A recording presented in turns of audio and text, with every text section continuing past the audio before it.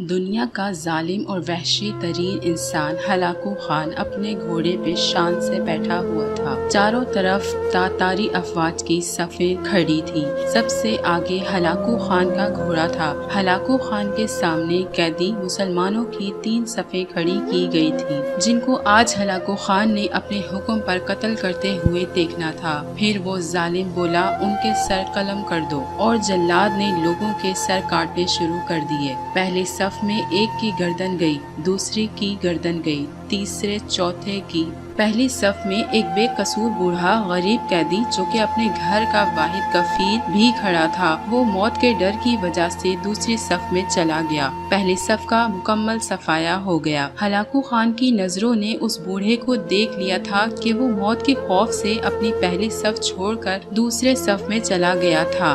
Hulagu Khan گھوڑے پہ بیٹھا ہوا، ہاتھ میں طاقتور گرز لیے اچھال کر اس سے کھیل رہا تھا، اور مسلمانوں کے قتل کا منظر دیکھ کر اس کھیل سے خود کو خوش کر رہا تھا۔ جلادوں نے دوسری صف پہ تلوار کے وار شروع کیے۔ گردنیں آن کی آن میں گرنے لگی۔ جلاد تلوار چلا رہے تھے اور خون کے فوارے اچھل اچھل کر زمین پر گر رہے تھے۔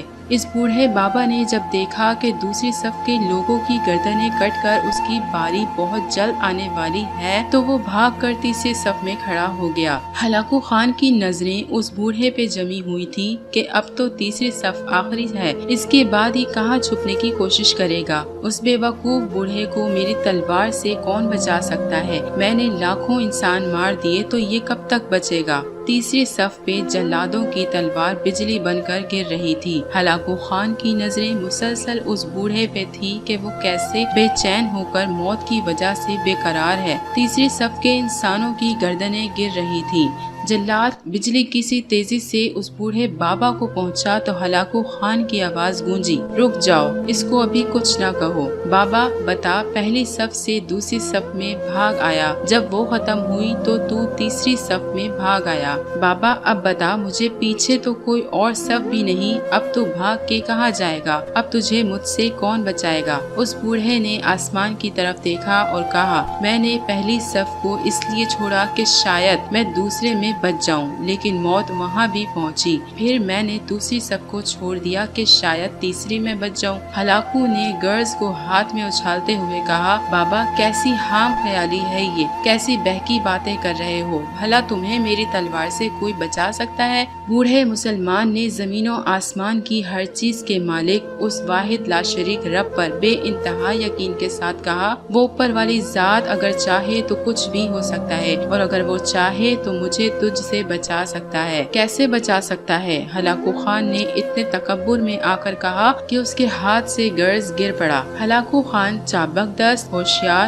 جنگجو اور چالاک انسان تھا۔ ہلاکو خان گھوڑے کے اوپر بیٹھے بیٹھے گرے ہوئے گرز کو اٹھانے کے لیے خود کو جھکایا کہ زمین پہ گرنے سے پہلے وہ اسے ہوا میں ہی پکڑ لے۔ اسی کوشش میں ہلاکو خان کا ایک پاؤں رکاب سے نکلا اور وہ اپنے گھوڑے سے نیچے آ پڑا، جبکہ دوسرا پاؤں رکاب میں ہی پھنس کر رہ گیا۔ ہلاکو خان کا گھوڑا اتنا ڈر گیا کہ بھاگ نکلا۔ ہلاکو نے خود کو بچانے کی بڑی کوششیں کی، لشکر بھی حرکت میں آ گیا، لیکن گھوڑا اتنا طاقتور تھا کہ کسی کے قابو میں نہ آیا۔ وہ ہلاکو کو پتھروں میں گھسیٹ گھسیٹ کر بھاگتا رہا، یہاں تک کہ ہلاکو کا سر پتھروں سے پٹک پٹک کر اس قدر لہو لہان ہو گیا کہ اس کی روح چند ہی منٹوں میں اپنے اس تکبر بھرے وجود کو چھوڑ کر جہنم رسید ہو گئی۔ لشکر نے جب بے انتہا کوششوں کے بعد ہلاکو خان کے طاقتور گھوڑے کو قابو کیا تو اس وقت اس کا سر برے طریقے سے کچلا جا چکا تھا۔ ہلاکو کا لشکر اس بوڑھے بزرگ سے اتنا خوف زدہ ہو گیا کہ لشکر نے اسے جان بوجھ کر نظر انداز کر دیا، اور وہ بابا بڑے آرام و سکون سے پیدل ہی اپنے گھر کی طرف چل پڑا۔